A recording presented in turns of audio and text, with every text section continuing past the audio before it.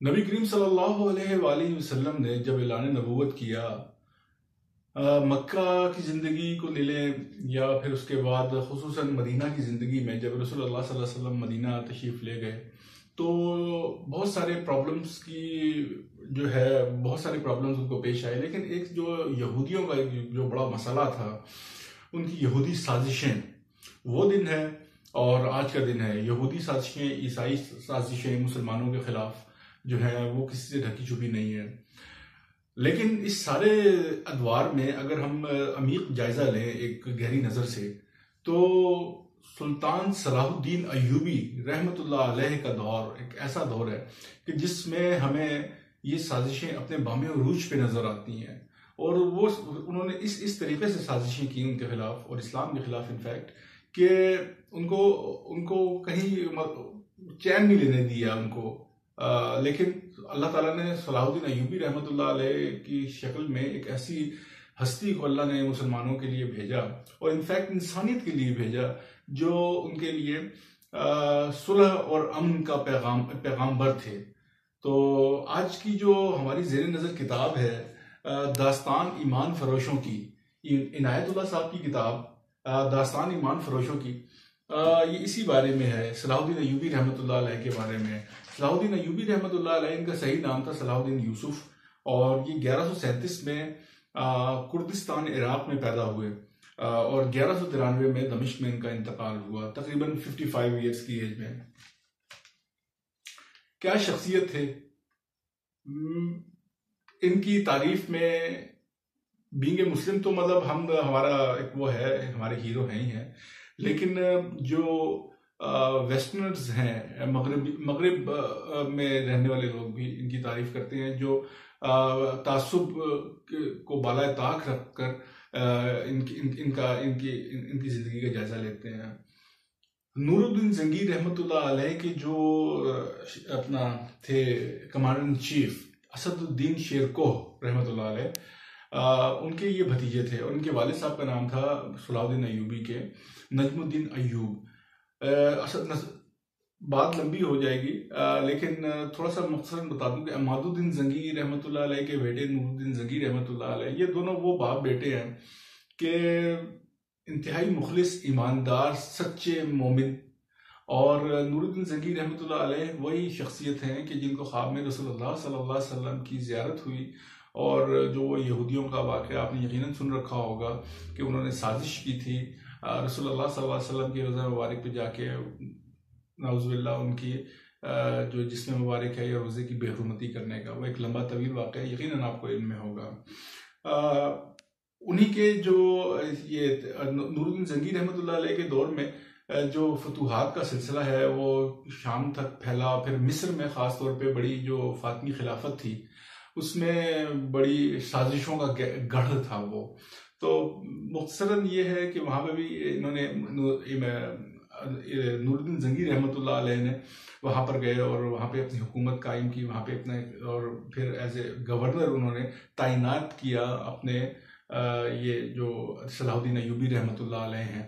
क्योंकि असदुद्दीन शेरकोह जो इनके चचा थे पहले वो कमांडर थे, फिर उनकी वफात के बाद ये कमांडर बने सलाहुद्दीन अय्यूबी, और फिर सलाहुद्दीन अय्यूबी को उन्होंने फिर अपना गवर्नर बनाया। तो फिर एक लंबी तवील दास्तान है, लेकिन मुख्तसरन ये कि उन शोरिशों को, सब चीज़ों को उन्होंने ख़त्म कर किया। लेकिन साजिशें ऐसी ऐसी उनके खिलाफ हुई कि इवन के जो उमरा थे, मुसलमान उमरा, क्योंकि मैं ख़ास तौर पर यहाँ पे मैं भी बात कर रहा हूँ कि जो नूरुद्दीन जंगी के इंतकाल के बाद उनके जो बेटे थे सालेह, वो भी उन दरबारी उमरा के हाथों में खिलौना बन गए। खैर,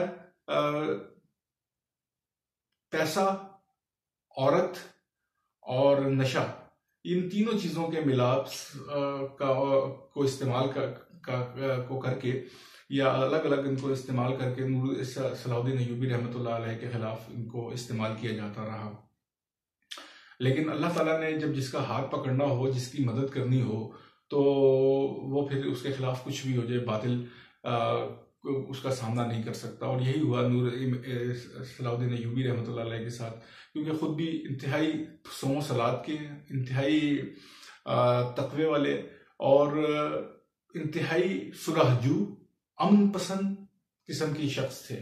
इन्होंने कभी जंगो जदल को उसकी तरफ उन्होंने कभी रगबत उस तरह से नहीं दिखाई, लेकिन जब इनके खिलाफ तलवार उठी, इनके मुसलमानों के खिलाफ खुसूसन और इस्लाम के खिलाफ, तो फिर इन्होंने तलवार उठाई और ऐसी तलवार उठाई कि दुश्मन को कहीं टिकने का भी मौका नहीं मिला। ये हमें तारीख में इसका बिल्कुल वाज़ेह सबूत मिलता है। इनको फातेह बैतुल मुक़द्दस भी कहा जाता है। जिस तरह से इन्होंने जो थे अपने बाल्डविन कोहड़ के जो लेपर्ड ज़्यादा थे उनको शिकस्त दी, और फिर उसके बाद उनका मुआहिदा हुआ, और फिर रेनाल्ड ने और गाया फ्लोजिनान ने जिस तरह से वो मुआहिदा तोड़ा बैतुल मुक़द्दस का, वो फिर जिस तरह से सुल्तान सलाहुद्दीन अय्यूबी रहमतुल्लाह अलैह ने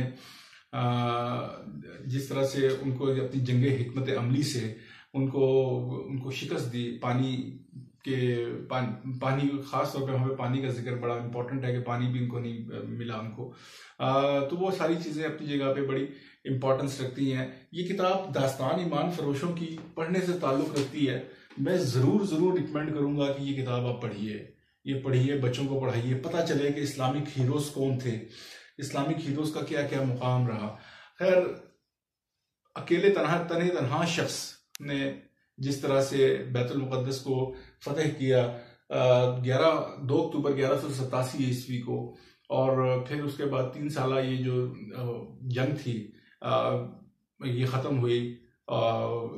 उसमें रिचर्ड द लायन हार्ट जो इंग्लैंड के बादशाह थे, वो भी फिर बीमार पड़ गए और वापस इंग्लैंड चले गए।